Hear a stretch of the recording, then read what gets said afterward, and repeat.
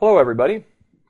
I would like to do a quick recording, hopefully quick recording, on electromagnetic radiation, particularly focusing on frequency, wavelength, and energy of electromagnetic radiation. So, let's look at this first slide here. So this is energy that's transmitted in the form of what's called an electromagnetic wave. And as the name would suggest, the electromagnetic radiation has both an electric field component and perpendicular to that electric field component, 90 degrees to it, is a magnetic field component. All right? So both of these fields are oscillating. And let's just focus on the electric field shown here. That's shown oscillating up, but then it's also going to change sign and go down. Okay? So again, don't think that this is an actual physical wave going through space, but it does have wave-like motion because as this electric field oscillates up and down, positive, negative, it's traveling through space. And I know you can see me waving my arms and moving my hands up and down. No, you can't. But try to imagine that you can. So I'm moving my finger up and down to show that the electric field is oscillating positive, negative. As it's doing that, it's moving through space. And so it has this sinusoidal or wave type motion as we look at it.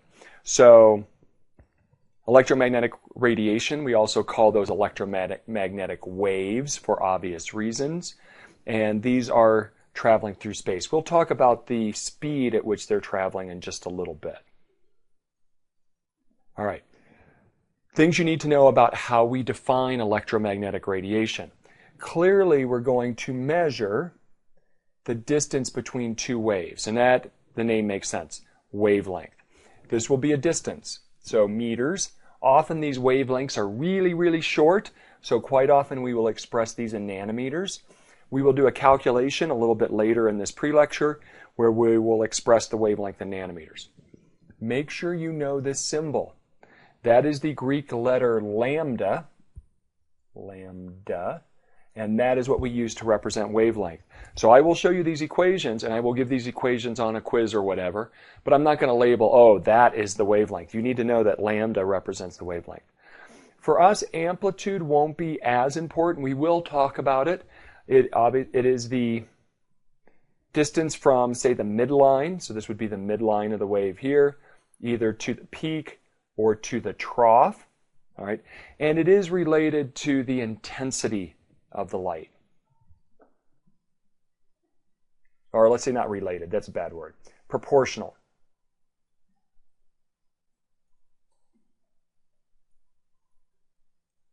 And by intensity we mean how bright the light is, the brightness. Okay? So no amplitude. We're going to focus mostly on wavelength, frequency, and energy. Now, I always joke, and I like to joke, that if you're an optimist, you measure your wavelength from the peak of one wave to the peak of the other. If you're a pessimist, well, you can measure it from the trough. Well, we don't quite make it to the bottom here. The trough to the trough, that will be the same distance. Not really that funny. But wavelength, distance between two successive waves. Got that.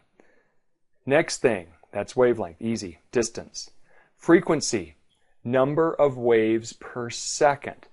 So let's try to imagine that this represents, for each of these images here, 1 second in time. Right? And what we're looking at for the frequency is how many, what's called cycles per second, waves per second. Okay? The more waves per second, cycles per second, that's a higher frequency. So blue light, what they're trying to show you is red light, yellow light, isn't this exciting, and blue light. And blue light has a higher frequency. Okay, there's more cycles of that wave per second than yellow, and then yellow has a higher frequency than red. All right, and the reason why we need to know this is that it relates to the energy. So think about this electric field component oscillating up and down. Okay, don't even think about it moving, okay, but oscillating up and down. If it's oscillating really fast, that's more energy. If it's oscillating slowly, that's less energy. and that should make sense. So if it's oscillating really fast, you're going to have more waves per second. Higher frequency, higher energy. Okay? And that kind of makes sense. The more waves you have per second, that corresponds to more energy of that electromagnetic radiation. All right? So make sure you know that qualitatively. High frequency, high energy. Low frequency, low energy. They're directly proportional. Now, how does that relate to wavelength? Well, if we have a higher frequency, look at our wavelength here. Or look at all three of these wavelengths. Higher frequency, shorter wavelength. Lower frequency, longer wavelength. All right? So those are inversely proportional. High frequency, short wavelength. Low frequency, long wavelength. And so if you wanted to relate it to energy, short wavelength, sorry, this is not writing very well at the bottom of the screen, would also correspond to high energy. Okay? So high frequency, short wavelength, high energy. Low frequency, long wavelength, low energy. Make sure you know that qualitative relationship. And we already kind of talked about the amplitude. Higher the amplitude, the brighter, the more intense the radiation. The lower the amplitude, the dimmer the radiation. Okay, so have a feel for the qualitative aspects of wavelength, frequency, energy, how they relate to each other. And here's just some definitions for you. We've gone through this, but you can pause it here and make sure you get this in your notes or whatnot. As we talked about, wavelength is a distance between identical points on successive waves. This will be a distance meters. Oh, we didn't talk about the units of frequency. Is a number of waves that pass a particular point in 1 second. Okay, we define that. What units do we typically see? Typically what we use is just per time. How many per second? All right. You don't see the cycles in there. You just see frequency is the number per second. So whatever number you have for your frequency per second. The corresponding unit that is exact, that means the same thing, and you've probably heard this, particularly if you listen to the radio, which maybe people don't listen to the radio, or don't listen to the normal radio anymore. Yeah, there's internet radio where you really don't deal with tuning in the radio to a particular frequency. Your frequency will won't be actually in hertz, but you've probably heard the term hertz. So this is named after Heinrich Hertz, who did a lot of work with electromagnetic radiation. And radio stations, if anybody really listens to the radio anymore, if it's an FM station, it's typically in megahertz, 10 to the 6th hertz. And AM stations are in kilohertz, 1,000 hertz. Okay? All right, there you go. And we talked about the amplitude, the vertical distance from the midline to the peak or to the trough. All right, so those are your definitions. You might want to get those in your notebook. And now let's look at we've talked about the qualitative relationship between frequency and wavelength. High frequency, the higher the frequency, the shorter the wavelength. The lower the frequency, the longer the wavelength. Inversely proportional. How does that look like? What does that look like in an equation? So, what about speed? Well, all forms of electromagnetic radiation, whether it's visible or ultraviolet or gamma rays or radio waves or whatever, all travel at the speed of light. Same velocity in a vacuum. Now, we won't stipulate when we do these problems that it's in a vacuum, all right? But we're going to use that value for the speed of light. Doesn't matter what type of electromagnetic radiation. All forms of electromagnetic radiation travel at the speed of light. Okay? Now, we talked about wavelength being a distance. We talked about frequency being units of 1 per second. How do we get to meters per second for C?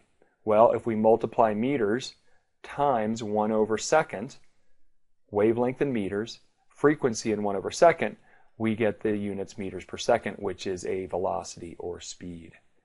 Okay? So here's your equation. I will give you that. Speed of light is equal to the wavelength. Make sure you know the symbol for wavelength is lambda. Make sure you know the symbol of frequency is that unit. I didn't mention that, but I don't know why I'm getting these flashing green on the sides. I hope I'm recording the whole screen. It kind of looks like I'm not, so I'm going to try not to write too far down on the screen. So this letter, which looks like a V, is actually the Greek letter nu, and that is the symbol that we use for frequency. All right? And you can always rearrange that equation to solve for what you want.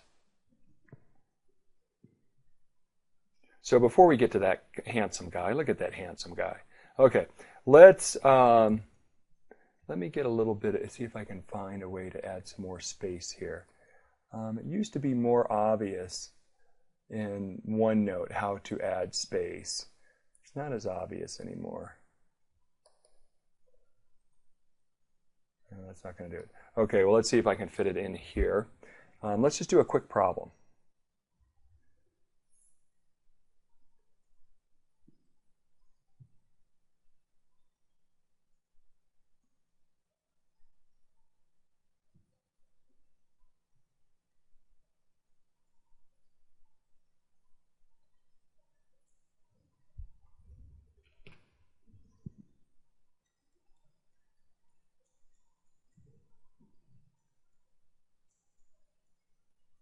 Okay, calculate the wavelength of red light with a frequency of 4.44 times 10 to the 14th hertz. Now remember, hertz is the same as per second. Okay, make sure you read that as wavelength. Make sure you know frequency has the symbol nu. So we look at our equation up here, C is equal to lambda nu. We want to solve for wavelength, so let's rearrange that. Divide by nu. We have wavelength is C divided by nu. Pretty simple equation. Plug in 3 times 10 to the 8th meters per second. That's your speed of light constant. Plug in the frequency, 4.44 times 10 to the 14th per second. So one thing before we finish this, I want you to try to fathom the magnitude of that frequency. Okay, a trillion is 10 to the 12th. Right? So this is 444 trillion cycles per second. 444 trillion cycles of that electric field. Positive, negative, positive, negative, positive, negative. 444 trillion times per second. Try to wrap your mind around that. I'm not sure I can. So seconds cancel out here, as you would expect. For wavelength, we have units of meters, a distance. I believe, yes, this comes out to 6.75 times 10 to the negative 7th meters. All right, now that's the answer. That's the wavelength. Really short. You expect it's going to be really short. To have that many cycles in 1 second, those waves have to be really, really close together. Okay, that's less than a millionth of a meter. Okay, what we call a micrometer or a micrometer. Okay, now because that number is so small, we often express these in units of nanometers. How do we convert to nanometers? You need to know your metric conversions. Don't forget them. 1 nanometer, 1. That's the number 1, as you can tell. Okay, just ask yourself what nano means. You should remember that. It means 10 to the negative 9th.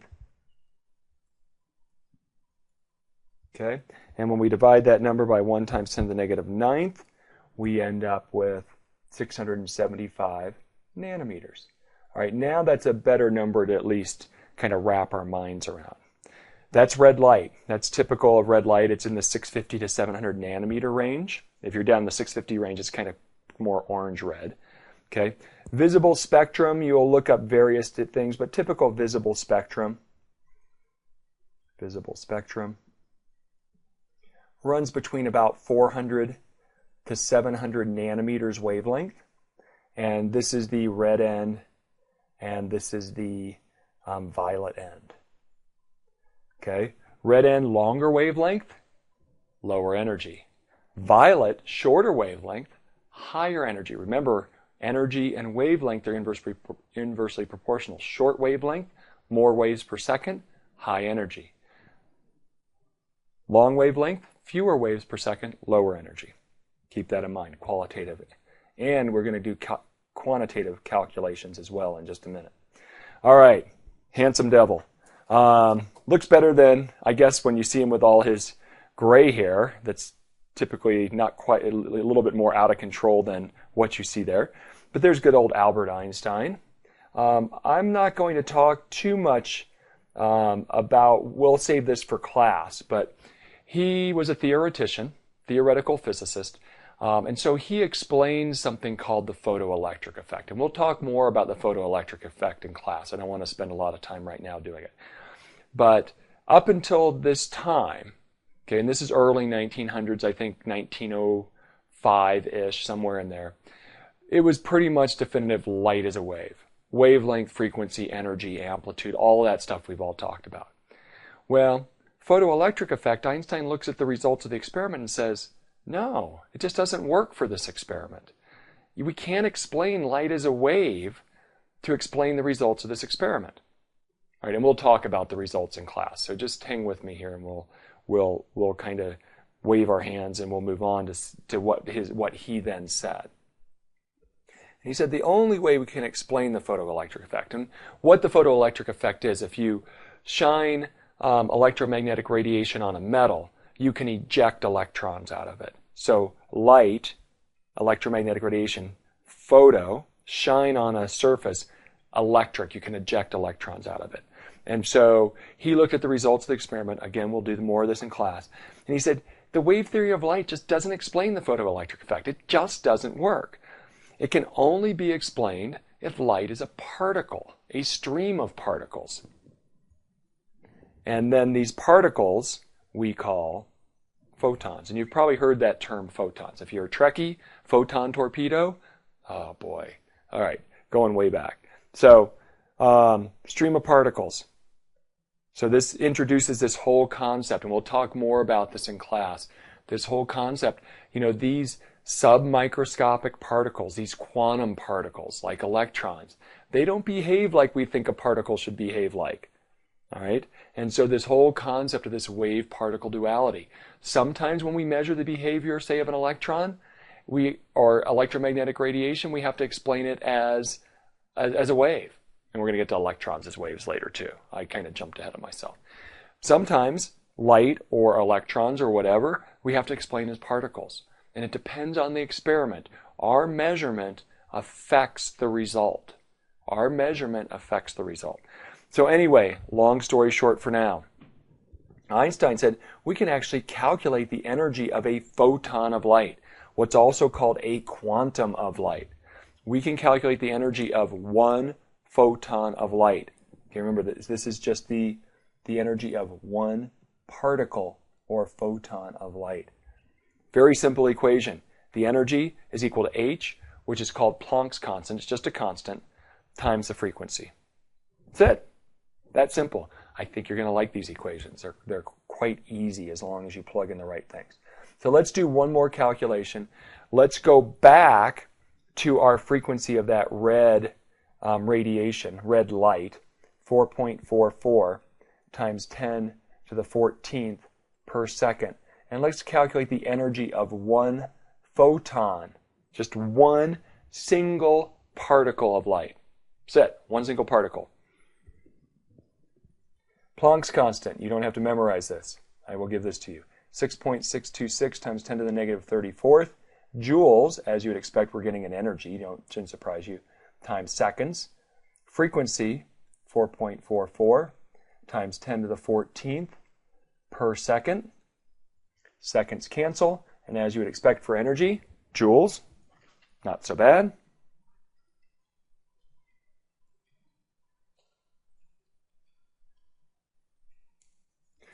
And we get an energy of that photon of red light, 2.94 times 10 to the negative 19th joules.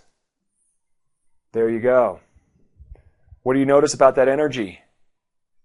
Really, really small.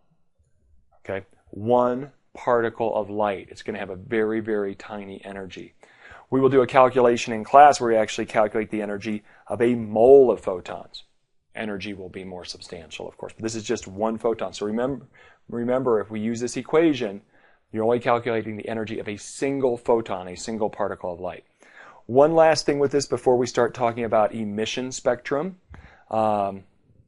We can take this equation, C is equal to nu times lambda, frequency times wavelength, solve for, oops, sorry, I want to do frequency here, not wavelength. Frequency divide by lambda is C divided by lambda. So we can actually substitute up into this equation. So we can get a relationship between energy and wavelength. And it looks like this. I'll just write it here. If we plug in, we're going to get E is equal to H times C over lambda. Okay? So the relationship between energy and frequency is directly proportional. High frequency, so if this is a large number, we're going to get a large energy, directly proportional. We talked about the qualitative relationship already. More cycles per second, high energy. Well, what about wavelength? Short wavelength also means more cycles per second. If this is a smaller number we plug in here, short wavelength, we're going to get a larger energy, inversely proportional. All right? So these calculations, relatively straightforward, pretty simple equations, but I will also ask you questions that are qualitative. Tell me the relationship between wavelength, frequency, and energy from a qualitative perspective as well.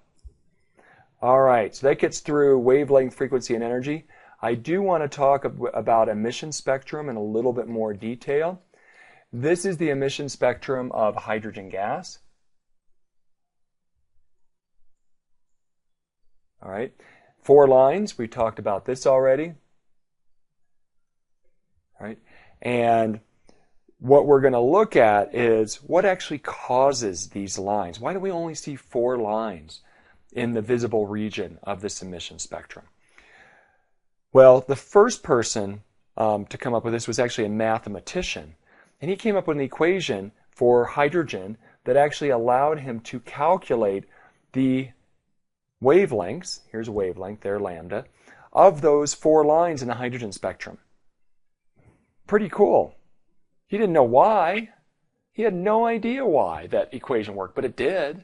He didn't know what was going on inside the atom, but he mathematically came up with an equation. So if you plug in numbers, and I need to scroll down just a little bit more, for this n, if you plug in 3, 4, 5, and 6, you're going to get the wavelength of those 4 lines up above. You might want to try it just for fun.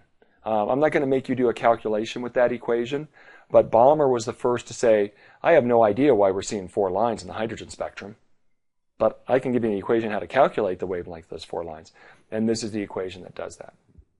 But we want to go beyond that, and we want to go to this guy. Do you know who this is? This is the father of quantum mechanics. Okay? A lot of people might think Einstein's the father of quantum mechanics, but it's really this guy. This guy is Niels Bohr. And I know you've heard his name probably at some point, and there's an H there, and it won't let me write it. Let me try that again. Niels Bohr. Okay? Danish guy from Copenhagen. All right? Very brilliant guy. Doesn't really get the credit he deserves as what he brought to the whole field of quantum mechanics. Everybody focuses on, oh, his Bohr model wasn't quite right. But what it told us early on was very, very, very important. So let me set the stage here a little bit for you.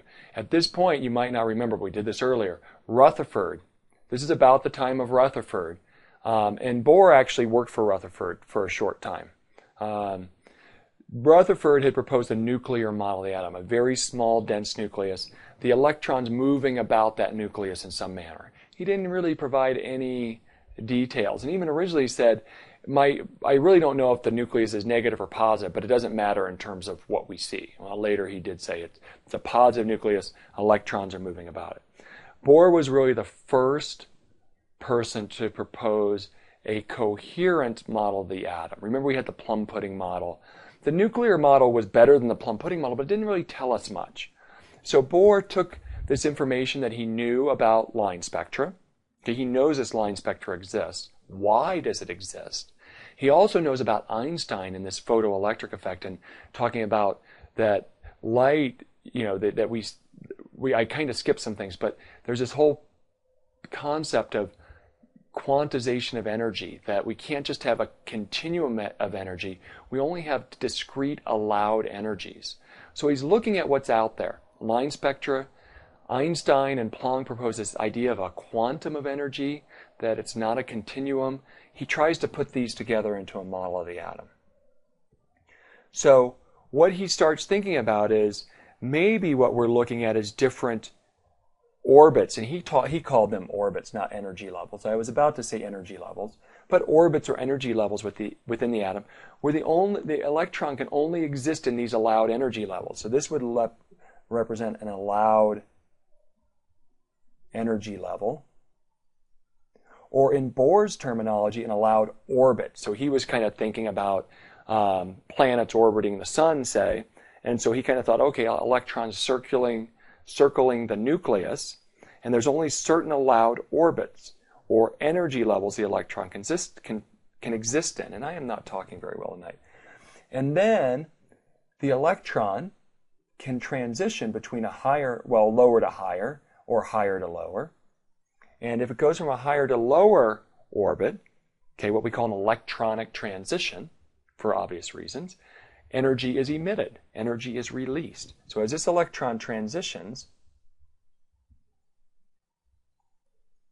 energy is released. We call this process emission, when the electron drops from a higher orbit to a lower orbit, higher energy level to lower energy level. Well, it turns out for hydrogen that 4 of these transitions happen to be in the visible region of the spectrum, and we see them. What you're seeing here on this screen is there are many, many more transitions going on. These ones here, we don't see them. They're in the UV. Now, if you have a UV visible spectrophotometer, you can see those. Not with your eyes, but the instrument can detect those. These series here, this is named after Balmer. Remember, he was the guy who had the equation to calculate those lines. The UV series is called the Lyman series. You don't need to know these names. There is a homework problem that does have these names in there, so you might want to look these up. And then these ones that are called Paschen and Brackett are in the IR. Lower energy, higher energy. You can see the difference in energy there. Okay? But in the hydrogen spectrum, there's only 4 electronic transitions we can see. The electron transitions from 3 to 2, or 4 to 2, 5 to 2, or 6 to 2. And there you go. And you might look at the colors. Lower energy, the lowest energy transition of those 4 is red. The highest energy transition of those is violet. And we talked about that already. The low energy end of the visible spectrum, the high energy end of the visible spectrum. Okay, so, excuse me, Bohr is now saying some really cool stuff, right? Really, really cool stuff. And he's saying there's only certain allowed energy levels within the atom. Electrons can move between these energy levels, and if they go from a higher to a lower, energy will be released. Well, how do you get an electron up to a higher energy level? You put energy in. We talked about this in class. Flame. The heat from a flame is enough energy to promote electrons to higher levels. When they drop down, energy is emitted. Okay? If you have a discharge tube, pass electricity through, promote electrons to higher energy levels. They'll drop back down, emit energy. Okay? The process of promoting an electron, just to throw another term at you, absorption. So if we're going the other direction, if we're going up, we're putting energy in, the electron is absorbing energy to go up. When it drops back down, it's releasing energy. We call that emission, absorption and emission. And I know I've passed my 25 minutes, so I'm going to try to wrap this up. Here's another figure from your textbook that kind of shows you more from an orbit perspective, these same transitions. 3 to 2, red. 4 to 2, green. 5 to 2, they skip. They're not 6 to 2, and there's going to be a 6 to 2 that's going to even be down here. Okay, a little bit higher energy. I typically call this one the blue line and this one the violet. They are different in energy. Okay, but there's 4 lines. But so, again, the Bohr model is pretty cool. He's saying electrons are moving and only certain allowed orbits, certain allowed energies of where that electron can exist. It can't exist in any energy in between.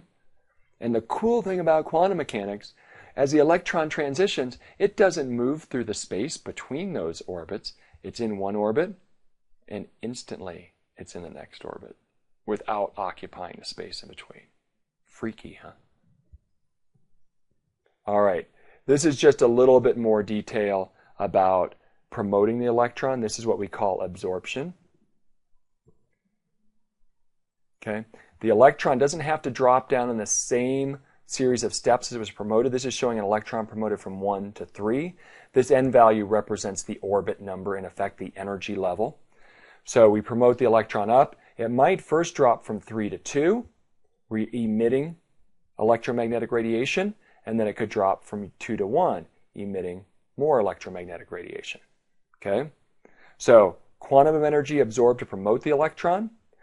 Then when it comes back down, quantum of energy is emitted as a photon when the electron transitions from a higher energy orbit to a lower energy orbit.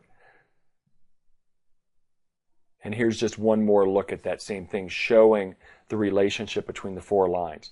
The largest energy transition, highest energy, violet. This doesn't really look blue, but this is more of a blue line. 5 to 2, more of a blue color. Smaller energy, 4 to 2, green. The lowest energy transition that we see in the hydrogen atom is red. Okay, remember, high energy end is the violet end, low energy end is the red end of the visible spectrum. And the very last thing, just to throw out there, you'll see that the energies are shown here. Okay? Bohr actually not only proposed this model with only allowed energy levels and this whole idea of electronic transitions being responsible for these line spectra. That's pretty cool in and of itself. Boy, it's been a long day. Sorry about that. But he actually proposed an equation to calculate the energy of each orbit or energy level. Okay? So a Bohr model is relatively a planetary model. Each orbit has a particular energy.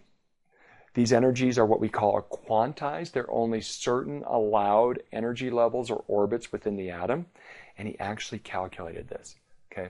So this is a constant. It's the Rydberg constant, 2.18 times 10 to the negative 18th joules.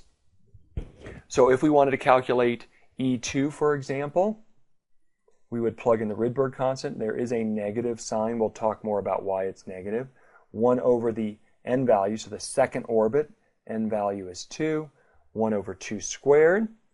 And if you do that, you should get negative 5.45 times 10 to the negative 19th joules. Double check that you can get that. And you know, we could do the same thing for E3, negative 2.18 times 10 to the negative 18th joules, 1 over 3 squared for the third orbit. And let's see what that value is. I'm going to scroll back up. Negative 2.42 times 10 to the negative 19th.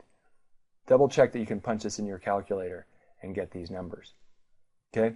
We're going to go beyond this in class, and we're going to want to calculate a delta E to get the difference in energy, say, between n equal 3 and n equal 2, for example. So we have our two energies.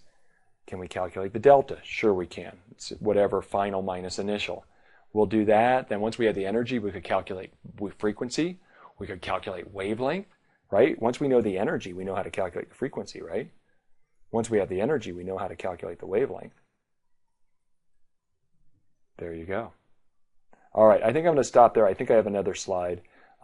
We talked about n is what's called a principal quantum number. We're not going to do quantum numbers yet, but it really corresponds to the orbit in the Bohr model, or the energy level. And we'll talk about the negative sign in class. I think I've gone over 30 minutes, so I'm going to cut it. I'm going to end here, even though I have much more to do, but we'll do more of this in class. All right. Make sure, again, just to summarize, frequency, wavelength, energy of electromagnetic radiation, qualitative and quantitative. Know both relationships, okay? And then we'll do more with emission spectrum, but know the terms absorption and emission. Know what Bohr proposed in terms of this idea of quantized energy levels or orbits within the atom. Only in those energy levels can the electron exist. And it's the transitions between those orbits or energy levels that, as it transitions from higher to lower the electron, a photon of light is emitted. Sometimes in the visible, sometimes in the UV, sometimes in infrared, but we see the visible ones. And in hydrogen, we see 4 visible lines. And what's really cool, again, this is early 1900s, Bohr came up with an equation to calculate the energies of those orbits. Mathematically, it works brilliantly. Okay, Enough for now. We'll do more. See you soon.